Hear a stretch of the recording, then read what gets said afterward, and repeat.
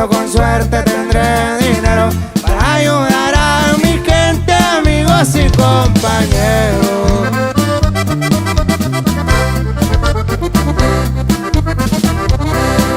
No quiero andarme escondiendo de enemigos y el gobierno, por lo poquito